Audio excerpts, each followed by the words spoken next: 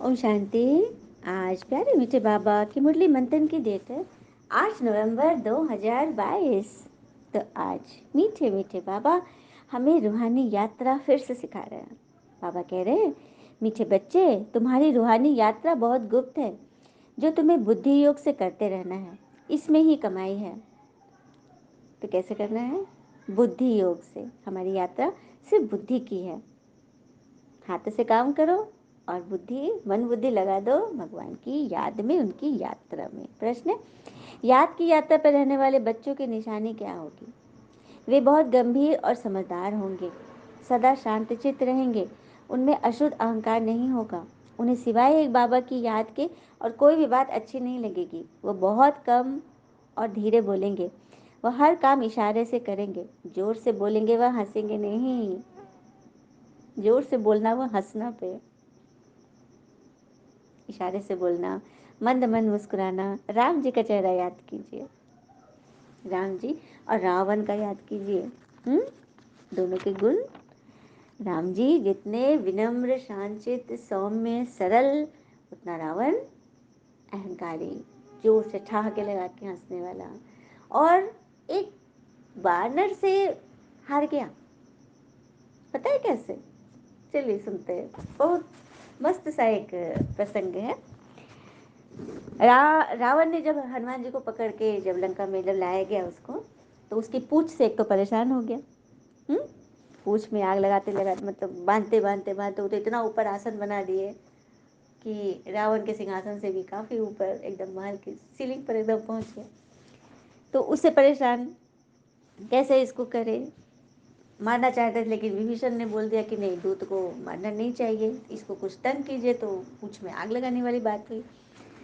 तो उसके बाद भी जब हनुमान जी ने सारा लंका को तहस नहस कर दिया, आग लगा दिया, उसके बाद जब रावण से भेंट हुई तो रावण ने ललकारा युद्ध के लिए, कि तुम मुझसे बलशाली हो, मतलब ऐसे करके अहंकार में। तो हनुमान जी बोले कि तुमसे जास्ती मुझे, तुमसे युद्ध तो मेरे श्री राम ही करेंगे, मैं तो बस, चलो एक एक मुक्के की बाजी लगा देते हैं, एक एक मुक्का। रावण पूरा ठठा के हंसने लग गया कि ये बानर मेरे बल की मतलब परीक्षा लेगा कि मुक्के की बात। तो रावण ये हाथ ऐसे करके खड़ा हो गया, हनुमान जी एक तरफ खड़े हो गए। रावण बोला ठीक है, मैं तुम्हें पहले मौका देता हूँ, तुम पहले मुक्का चलाओ। हनुमान जी मन मन मुस्काए, बोले कि नहीं, आपके आगे मैं छोटा बानर क्या करूँगा, पहले आप चलाओ। फिर भी रावण ने जीत किया, लेकिन हनुमान बोले कि नहीं नहीं, आप ही आप ही आप ही। उनको मना लिया। बस रावण अपना एकदम छाती चौड़ा करके एकदम तैयार हो गया कि अब तो मैं इस बानर को एकदम दिखा ही दूंगा मजा। कह रहा है मुक्के से ही युद्ध की बात मुक्के से। रावण क्या किया, 360 डिग्री अपने शरीर को तो पीछे, जैसे आदमी जब दौड़ लगाता है तो पीछे भागता है ना ताकि तेज रफ्तार से, उसी तरह से वो भी पीछे भागा और हनुमान जी की छाती पर मारा। हनुमान जी बस थोड़ा सा पत्ता को हल्का सा हवा से थोड़ा सा, एकदम 1 सेकंड थोड़ा सा हिले, लेकिन एकदम उसी तरह से एकदम खड़े हैं एकदम। रावण को बड़ा आश्चर्य लगा कि इतना भारी मुक्का जिसको कोई सहन प्रकृति नहीं सह सकती, सब मेरे काबू में है, ये मामूली सा बानर बिल्कुल हिला भी नहीं। पूछा कि तुम्हें अंदर खलबली नहीं मच रही है? हनुमान जी बोलते ना। तुम्हें जरा भी सर नहीं चकराया? बोले ना। तो रावण थोड़ा सा डरने लगा, थोड़ा कि इतना मेरा मुक्का कितना नाम है और इसको कुछ हुआ ही नहीं। फिर रावण बोलता धीरे से कि ठीक है, अब तुम्हारी बारी। हनुमान जी भी बोले ठीक है। हनुमान जी, रावण तो भागा था पीछे, शरीर से पीछे। हनुमान जी क्या क्या किए, अपने सिर्फ हाथ को 360 डिग्री पीछे की, सिर्फ उस हाथ को। और ये देखकर ब्रह्मा जी घबराए, वो नीचे उतर गए और हनुमान जी को बोलने लगे कि न न न न न बजरंगबली, इतना ज़्यादा तेजी से नहीं, नहीं तो सारी रामायण यहीं खत्म हो जाएगी, थोड़ा कम करो, 360 नहीं 80 डिग्री करो। और रावण भी सुन रहा है। हनुमान जी बोला अच्छा ठीक है, 80 घुमाए। तो ब्रह्मा जी बोले ना ना ना, ये भी ज़्यादा लग रहा है, थोड़ा और कम। इधर रावण सोच रहा है कि अब तो ठीक है ना, इतना तो ठीक है। तो ब्रह्मा जी उसको ही बोले कि आपको समझ नहीं है, मुझे पता है, इनके चोट से ना आप पाताल में चले जाओगे, आपकी हड्डी भी नहीं दिखेगी। रावण बेचारा चुप। तो हनुमान जी फिर 60 डिग्री पे लाए, और जो हनुमान जी ने मुक्का चलाया तो रावण मूर्छित हो गया, बेहोश। और उसके बाद हनुमान जी घबरा गए। हनुमान जी उसको पंखा झेलने लगे, पानी पिला रहे हैं। तो ब्रह्मा जी बोले कि तुम, आप क्यों चिंता कर रहे हो? तो बता रहे, नहीं नहीं नहीं, सच में आपकी बात मुझे सच्ची लग रही है, कहीं रामायण यहीं खत्म ना हो जाए। तो धन्य है उस श्री राम जी के, जिनके दूत में इतना बल है, तो स्वामी में कितना बल होगा। तो देखा, ये रहस्य है कि मंद मंद मुस्काना, सरल स्वभाव रखना, यही आपकी आत्मा की शक्ति को बहुत बढ़ाता है ना। तो उनकी चलन बहुत रॉयल होगी, उन्हें नशा होगा कि ईश्वरीय संतान है, आपस में बहुत प्यार से रहेंगे, कभी लून पानी नहीं होंगे, उनकी वाचा बहुत फर्स्ट क्लास होगी। ये लक्षण है जो भगवान की याद की यात्रा में है। गीत है, रात की राही, रात की राही थक मत जाना, सुबह की मंजिल दूर नहीं, दूर नहीं, थक मत जाना हो राही, थक मत जाना, रात की राही। इस गाने की भी पूरी वीडियो इसी लिंक पर है, आप सब जरूर सुनेंगे। ओम शांति। बच्चे जानते हैं कि हम रात के राही हैं, परंतु ऐसे नहीं कि तुम कोई रात्रि कोई बुद्धि योग लगाते हो, वह मुसाफरी पर हो, नहीं, ये कोई मतलब सफर थोड़ी है, लेकिन यात्रा बाबा कह रहे हैं, क्योंकि जीवन ही एक यात्रा है ना। शारीरिक यात्रा तो दिन में होती है, दिन में करते हो, रात्रि को नहीं जाते, रात्रि में सब सो जाते हैं। इस यात्रा को तुम रात्रि में क्यों बोल रहे बाबा, रात की राही? क्योंकि कलयुग है, कलह कलेश की रात, अंधकार अज्ञानता की रात, उस रात के तुम राही हो, तो थक मत जाना। फिर बाबा कह रहे, और यह यात्रा कौन सिखला रहा है? स्वयं भगवान बैठ सिखलाते हैं। यह कभी न कभी शास्त्र में सुना, न कोई विद्वान पंडित सिखला सकते कि भगवान आकर यात्रा सिखाए, हाँ, और वो भी रात को, है ना। भक्त लोग सवेरे सवेरे उठकर कोठरी में जाते हैं, बैठ जाते हैं, पूजा करते हैं, भक्ति करते हैं। तुमको भी कहा जाता है सवेरे याद की यात्रा करो, बाबा बोलते हैं ना, यहाँ भी है ना अमृत वेला। बच्चे देही अभिमानी बने हो, हम आत्मा, यह निश्चय करना भी मासी का घर नहीं है। घड़ी घड़ी भूल जाते हो। बहुत बच्चे हैं जो इस यात्रा को जानते भी नहीं, क्योंकि उनकी बुद्धि में बैठता ही नहीं, क्योंकि उनका पाठ ही नहीं होगा ना, इसलिए आपकी बातें सुनते नहीं, मानते नहीं। अगर यात्रा पर चला हुआ है तो नित्य यात्रा करते रहेंगे। यात्रा में फिर ठहरना थोड़ी होता है, मंजिल तक पहुँच कर ही ठहरते हो ना। अगर कोई ठहर जाते, माना कि यात्रा करने का शौक नहीं है। तुम्हारी एक गुप्त यात्रा, इनका वर्णन कोई शास्त्रों में नहीं है। जितना यात्रा पर बुद्धि योग रहेगा, अर्थात बाबा को याद करते रहेंगे, उतनी कमाई होगी। बुद्धि का योग दौड़ी पहनना है, बुद्धि के योग से तुम्हें दौड़ी पहनना है, दौड़ में जीत जाना है। किसके पास पहुंचना है? भगवान के पास। क्या बात है। आधा कल तुम देह अभिमानी बने, अब आधा कल तुम्हें इस आदत को मिटानी है, जन्म से मिटानी है, अथवा खत्म करनी है जड़ से। यह कोई वह कॉमन सत्संग नहीं है जहाँ तुम सुनने के लिए जाते हो।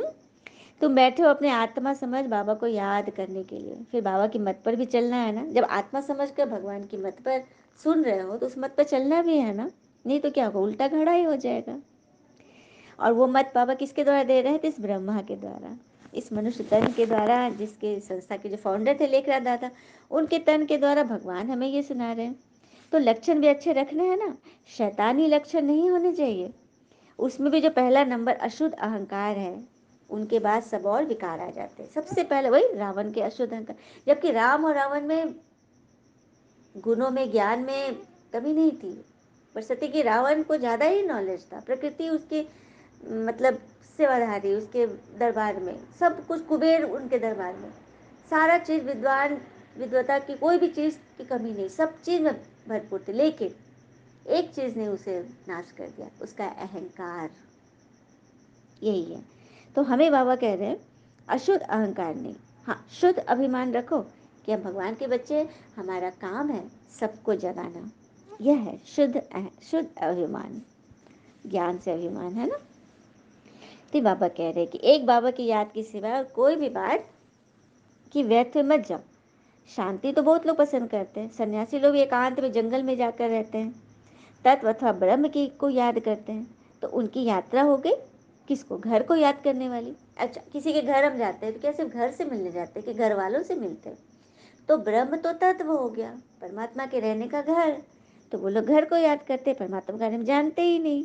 इसलिए तो बाबा कहते हैं कि वो सभी नास्तिक हैं, जो भगवान को जाने ही नहीं तो उनके बारे में क्या कहा जाए। इसलिए बाबा कहते हैं सभी को आस्तिक बनाओ, सच्चे सच्चे परमपिता परमात्मा का पहचान दो, सबको मिला दो उनसे, बिछड़े हुए बच्चों को मिलाओ। कितनी बड़ी सेवा है ना। तो बाबा कहते हैं हाँ, ब्रह्म तो महतत्व है, रहने का स्थान है ना। भक्ति में तो और ही रास्ते बताए जाते हैं, हाँ, कुछ और ही रास्ता बताते हैं जिससे देही अभिमानी नहीं बन सकते। तो भक्ति में जो रास्ते बताए जाते हैं उससे आप आत्म अभिमानी नहीं बन सकते। हाँ, आप कर्म कांड भल सीख जाओगे, विधि बहुत सीख जाओगे, पूजा पाठ करने की विधि सीखोगे, लेकिन आत्मा के मैल धोने की विधि नहीं मिल सकती है, जो परमात्मा ही दे सकते हैं। हाँ, और क्या कह देते हैं, आत्मा सो परमात्मा। तो फिर योग किससे लगाएंगे? हर एक आत्मा में यदि परमात्मा है तो फिर योग किससे लगाएंगे? और हम सब कहते रहे हम सब भाई भाई हैं, तो सभी के अंदर अगर पिता होंगे, परमात्मा होंगे, तो ब्रदरहुड तो उड़ गया ना, तो फादरहुड हो गया, सबके अंदर फादर ही फादर है। कितनी बड़ी ग्लानि की बात है, इसी को तो क्लियर करना है। कल की मुरली में कितनी सुंदर से बाबा ने गीता का भगवान कौन, किस तरह से, कितने सारे पॉइंट वो घटना के साथ बाबा ने समझाया कि क्यों लिखा गया है कि ईश्वर पत्ते पत्ते में है। क्योंकि उनकी भावना थी ना, वही वही व्यापारी वाली कहानी, लकड़ी के व्यापारी की याद है ना सभी को। तो वही बात है, जिसके अंदर जो भावना है उसको तो वही दिखाई देगा। तो इसका अर्थ ये थोड़ी है कि हर पत्ते पत्ते कंकड़ पत्थर में परमात्मा है। वो तो एक भावना है ना, भावना को भी स्वीकार करना है, लेकिन सत्य तो नहीं है ना। तो वही बात है, भक्ति अलग चीज है और ज्ञान अलग चीज है। आधा कल्प ज्ञान, सत्य त्रेता दिन, और आधा कल्प भक्ति यानी रात, द्वापर कलयुग। ऐसी सहज बातें कोई विद्वान आचार्य भी नहीं बता सकते, क्योंकि पता ही नहीं अब परमात्मा के अंदर क्या भरा पड़ा है, वो कोई मनुष्य कैसे जानेंगे? वो तो स्वयं भगवान ही आकर बताएंगे ना। तो भगवान आया हुआ है, और आए हुए 85 वर्ष भी हो गए। 1937 से परमात्मा की ये ज्ञान मुरली चल रही है, और हम बच्चे सोचे कि हम अब आए हैं, इतने दिन बाद हम भगवान से मिल रहे हैं। लेकिन कोई बात नहीं, जब जागो तब सवेरा, जब भी आए आपका स्वागत है भगवान की इस पाठशाला में। हाँ, फिर बाबा कहते हैं बड़े आदमियों को समझाने के लिए बड़ी हिम्मत चाहिए, क्योंकि वो लोग बहुत ज़्यादा क्वेश्चन करेंगे और आपके अंदर सारी समझानी नहीं है, तो आप उनको क्लियर नहीं कर पाओगे, समझा नहीं पाओगे, तो और ही वो लोग मुंझ जाएंगे कि ये लोग तो अपना ही राग बोलते हैं। अरे आपके पास लॉजिक होना चाहिए समझाने के लिए, तो आप खुद जब समझोगे तभी तो किसी को समझाओगे। तो पहली बात यह समझानी चाहिए कि परम पिता परमात्मा के साथ आपका क्या संबंध है। भल अगर कोई नगर सेठ भी हो तो उनसे ये बात पूछनी है, देखना चाहिए ना कि वो क्या जवाब देते हैं, क्योंकि पिता को तो सब भूले हुए हैं। तो पहले परिचय दो। परंतु बच्चे ऐसी ऐसी बातें भूल जाते हैं, श्रीमत पर चलते नहीं। श्रीमत कहती है मुझे याद करो, 1 घंटा आधा घंटा सिर्फ याद जरूर करो। कई बच्चे सारे दिन में 5 मिनट भी याद नहीं करते। बाबा अपने बच्चों की रिपोर्ट दे रहे हैं, 5 मिनट भी कई बच्चे याद नहीं करते। यह सब उनके लक्षणों से पता चल जाता है। अच्छा, टीचर जो है अपने स्टूडेंट के लक्षण से पता नहीं करेगा? क्लास में टीचर स्टूडेंट बैठा है, देखो मुरली सुनने तो सभी बैठे हैं, लेकिन टीचर भी तो देख रहा है ना कि बच्चा को कितना अटेंशन है, टीचर में टीचिंग में अटेंशन है कि और कहीं उसका दिमाग भटक रहा है। टीचर तो 1 सेकंड में दृष्टि देख कर हम बच्चे को पहचान जाते हैं, तो भगवान नहीं पहचानेगा क्या? यही बाबा कह रहे हैं कि चलन से सबका पता चल जाता है। अगर याद करते हो तो चलन बड़ी रॉयल होनी चाहिए। फिर बच्चों ने राजाओं को तो कभी देखा नहीं है, हम बच्चे द्वापर के राजाओं लोग को तो देखे नहीं, द्वापर से जो भी राजा कभी सिर्फ नाम सुने फलना राजा थे, देखा तो नहीं। लेकिन यह बाबा, ब्रह्मा बाबा जिसके तन में भगवान आए, वो तो अनुभवी थे। राजा महाराजा के, ओ हीरे जवाहर के व्यापारी थे ना, तो राजा महाराजा के घर उनका आना जाना था। वो जनान खाने में भी ना बिना राजा के परमिशन के डायरेक्ट घुस जाते थे। इतनी सत्यता, इतनी इंसानियत, कितनी शराफत थी उनके अंदर।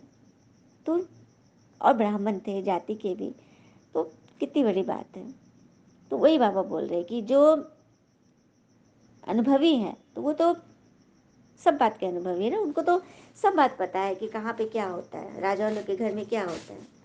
और राजा लोग कैसे जेवर पहचानते थे पता है?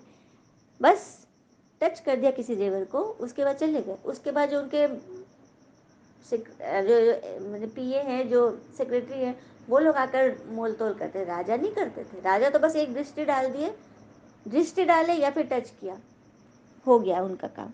तो ऐसे वीआईपीज भी हैं, उनको बस छोटी सी बात भी अगर टच हो गई ना तो बस काम हो गया, क्योंकि बड़े लोगों की बात काफ़ी लोग सुनते हैं, है ना। काफ़ी लोग जो उनके नीचे हैं वो सारे उनकी बातें सुनते, क्योंकि उनकी वाणी में वजन होता है ना। इसलिए बाबा कहते हैं बड़े लोगों को समझाने के लिए बड़ी समझानी रखो। बहुत समझदार समझू सयानु बच्चे ही उन वीआईपीज को समझाएंगे, है ना। तो ये रहस्य है। फिर बाबा ने कहा कि 50 गरीब आएंगे तो एक साहूकार, मतलब 50 गरीब पर एक साहूकार है। साहूकार लोग ज़्यादा टाइम नहीं दे सकते, और बाबा भी है गरीब निवाज, इसलिए गरीब बच्चे ही ज़्यादा आएंगे। जो मन से, तन से, धन से, जन से गरीब है, वो बच्चे भगवान को बहुत जल्दी से पकड़ लेंगे। कहते हैं ना, विद्वान भी रह गए, तर्क शास्त्री भी रह गए, धर्मशास्त्री रह गए, लेकिन परमात्मा को किसने अपनाया, किसने पहचाना? गरीब साधारण भोले बच्चों ने, सीधे बच्चों ने। ज़्यादा तर्क से हम भगवान को नहीं पा सकते। तो कितनी बड़ी बात है।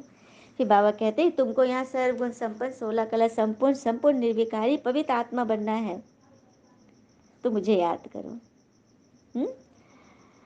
मुख्य बात है बाबा की याद, ज्ञान की बातें सुननी और सुनानी है, सर्विस करनी है, रिफ्रेश होना है।